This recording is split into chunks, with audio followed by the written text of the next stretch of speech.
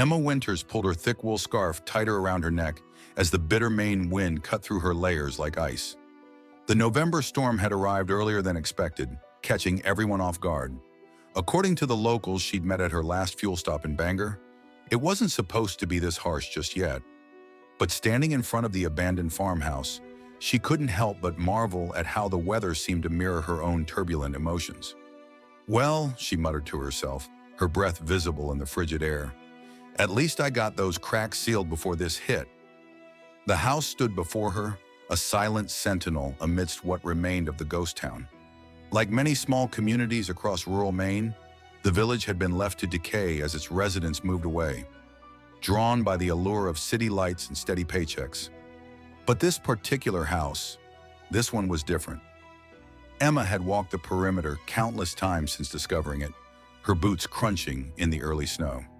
The craftsmanship spoke of care, of someone who'd poured their heart into every joint and beam. The windows were remarkably intact, and the wood-burning stove inside promised warmth through the coming winter months. The surrounding forest would provide all the fuel she'd need.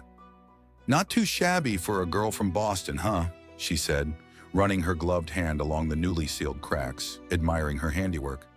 Her surgeon's hands had surprisingly adapted to the task of sealing the gaps, though she tried not to dwell on the irony. As she worked, a large tabby cat, one of the town's abandoned pets, caught her eye, regarding her with a mixture of curiosity and disdain from its perch on a nearby fence post. "Don't look at me like that," Emma chuckled, the sound feeling strange in the empty street. "I'm not exactly prime real estate myself these days." Inside, the basic furnishings waited like old friends. A sturdy oak table that had seen countless family meals, a bench worn smooth by generations, a bed that promised rest to her weary bones, and a wardrobe that stood proudly despite its age. These weren't just pieces of furniture. They were echoes of a life she desperately wanted to believe in again. As if sensing her thoughts, a scraggly dog emerged from behind the house, its tail wagging tentatively. Emma's heart, so carefully guarded these days, softened at the sight. "You looking for a fresh start too, buddy?" she asked. The dog's tail wagged harder, and Emma felt the first genuine smile in months tugging at her lips. Perhaps they were all abandoned souls here. The house, the pets, and the surgeon who couldn't outrun her memories, but could at least choose where to plant new ones. "All right then," she declared to her audience of one dog and one unimpressed cat. "Let's see about making this place livable before that storm really hits." The wind howled its agreement, sending heavy snowflakes against the windows. But inside, Emma felt something unexpected, a stirring of hope. Her SUV looked out of place parked beside the weathered farmhouse, like a time traveler that had taken a wrong turn. She pulled another box from the trunk, this one filled with candles and matches, insurance against the long, dark Maine winters. "Add that to the civilization pile," she told the dog, who had appointed himself supervisor of her unpacking. She had started calling him Scout, though she wasn't entirely sure why. It just felt right, like the house itself. The cat, meanwhile, had claimed the highest point in the house, a sun-warmed windowsill, and observed the proceedings with regal disinterest. She had dubbed him Kaiser for his imperial attitude. Her first discovery had been the well, hidden behind overgrown bushes, but still flowing clean and sweet. The neighboring houses had yielded unexpected treasures, copper pots with decades of memory seasoned into their surfaces, sturdy buckets that needed only minor repairs, and linens that smelled of cedar and thyme. "Look at this," she murmured, pulling a cast-iron skillet from a cupboard in what had once been the Miller house, according to the rusty mailbox. "Perfect condition. Someone's grandmother is probably rolling in her grave knowing this got left behind." Her own supplies filled the gaps that history couldn't provide. The SUV's trunk had been methodically packed, canned goods stacked like ammunition, crackers vacuum-sealed against time, and soap that promised to last through nuclear winter. She'd even brought her favorite coffee beans. Civilization had to have some standards after all.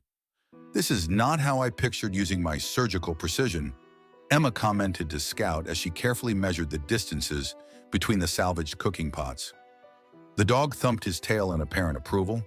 The oak she had found in the barn had proved to be her salvation against the drafts that whispered through the old walls. Emma spent hours learning its secrets, her fingers remembering techniques that had not thing to do with medicine. See? She held up a newly sealed crack for Kaiser's inspection. Almost like sutures, just bigger. The cat yawned elaborately and turned his attention to his grooming, unimpressed by her developing construction skills. Nights were the hardest. The darkness outside felt absolute, pressing against the windows like a living thing. Emma would light the candles and try to convince herself that this wasn't running away. It was running towards something that might eventually feel like peace. "We're going to make it work," she told her small family of strays as they settled in for another night. Scout curled up by her feet while Kaiser claimed the prime spot on her pillow. The wind whispered around the eaves, but inside the house felt snug, almost protective. Emma ran her hand along the rough-hewn table, wondering about the hands that had crafted it, the lives that had been lived around it. Now it was her turn to add her story to these walls. "Different kind of healing," she murmured, watching the candlelight flicker. Scout's tail thumped softly in agreement, and somewhere in the darkness, Kaiser's purr rumbled like distant thunder. 3 months earlier, the heat of South Sudan pressed down on her like a physical weight, making the ancient air conditioning system feel like a cruel joke. Emma wiped the sweat from her forehead with her sleeve, careful to keep her gloved hands sterile as she finished the last sutures on her patient. "That's the third GSW today," she told Nathan as he entered the operating room. Her husband's tall frame filled the doorway, his surgical mask hiding the concerned frown she could read in his eyes. "The fighting's getting closer," Nathan replied, moving to wash his hands. "The UN peacekeepers think we might need to consider evacuation soon." Emma stripped off her gloves with a snap. "We can't leave. These people have nowhere else to go." They both knew the nearest facility was hours away, and most of their patients wouldn't survive the journey. The pregnancy test had been positive that morning. 2 pink lines that changed everything. She had done it 3 times just to be sure, each one confirming what her body had been trying to tell her for weeks. "Nathan, I'm pregnant." The words hung in the hot air between them. Nathan stood frozen, and then suddenly she was in his arms, both of them laughing and crying at once, their surgical masks dampened with tears. "A baby?" he kept saying, his voice full of wonder. "Our baby?" Their joy was infectious. The local nurses broke into spontaneous celebration, ululating in the traditional way that always made Emma's heart soar. For a moment, the war seemed very far away. 3 more months, Nathan said later that night, his hand protective over her still flat stomach. 3 more months and my contract's up. We'll go home, set up the nursery. The first explosion came at 2:37 a.m. Emma knew because she had just checked her watch, worried about a patient in post-op. The blast threw her against a wall, the impact driving the air from her lungs.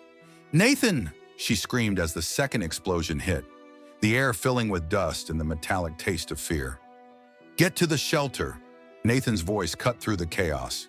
He was helping patients, always helping others. "Emma, go! Think of the baby!" "Not without you!" She moved against the tide of people toward him. Later, she would remember thinking how beautiful he looked in that moment, silhouetted against the emergency lights, still trying to save lives even as the world fell apart. The third explosion took everything. She woke to antiseptic whites and the steady beep of monitors. A military doctor stood at her bedside, his face set in that careful expression she knew too well. Her hands went to her stomach, finding bandages where her hopes had been. Both of them. The doctor's silence was answer enough. Outside her hospital window, the African sun continued to shine, indifferent to the fact that her world had ended. Emma turned her face to the wall and discovered that there were kinds of pain that morphine couldn't touch. The pristine halls of Boston General felt surreal after the makeshift conditions of South Sudan.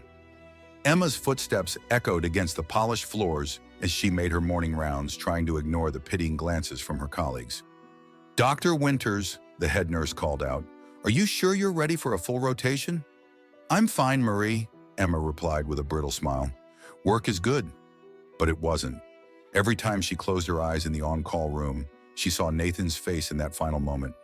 Every crying child in the ER made her hand drift unconsciously to her empty stomach.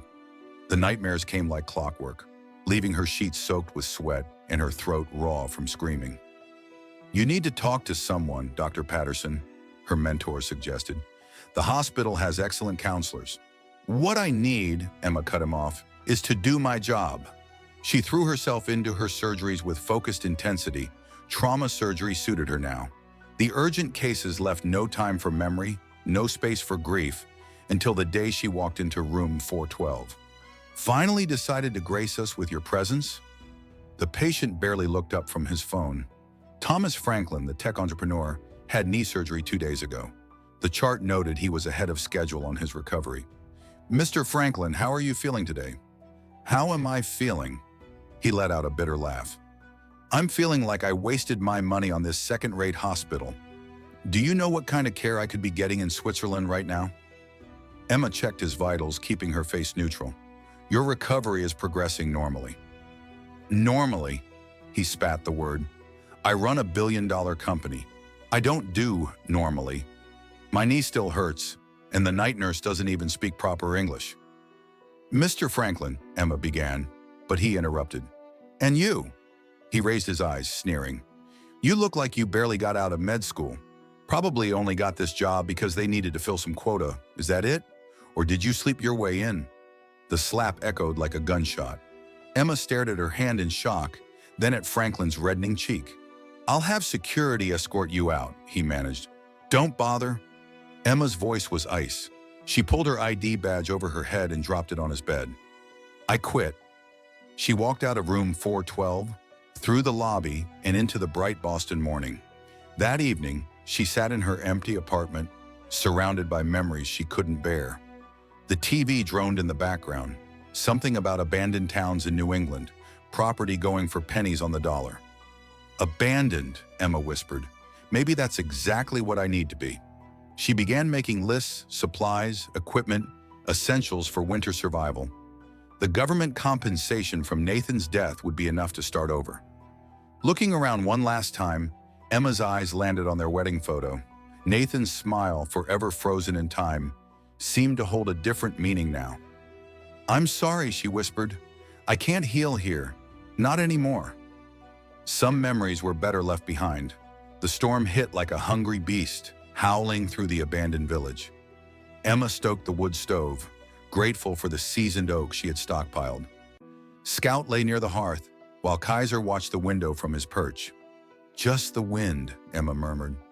She had grown used to talking to them during the long days. The isolation didn't bother her as much as she had expected. After all, she'd been isolating herself long before she found this place. Midnight came with a fresh surge of wind. Emma awoke to Scout's growl and a strange sense of urgency. She stepped outside, tracking a child's mitten and footprints in the snow, her heart pounding. In the barn, she found the source, a frightened man and his daughter. Dr. Winters, the man said. It was Thomas Franklin, the tech entrepreneur. They were stranded after a crash. Emma's doctor's instincts kicked in as she wrapped the child in a blanket. They made it back to the farmhouse, where Emma examined Thomas's knee and listened to his troubled story about his daughter, Sarah, who had stopped speaking after her mother's cruel words. Sarah's healing began when she hugged Scout and then Kaiser, showing her first signs of hope. As she and her father stayed in the farmhouse for a few days, Emma felt a quiet healing take place. 3 days later, when they left, Emma found herself longing for their presence. But just as the house had brought her healing, it had begun to do the same for them. The storm continued to rage outside, but inside the farmhouse, Emma's unlikely family found a home.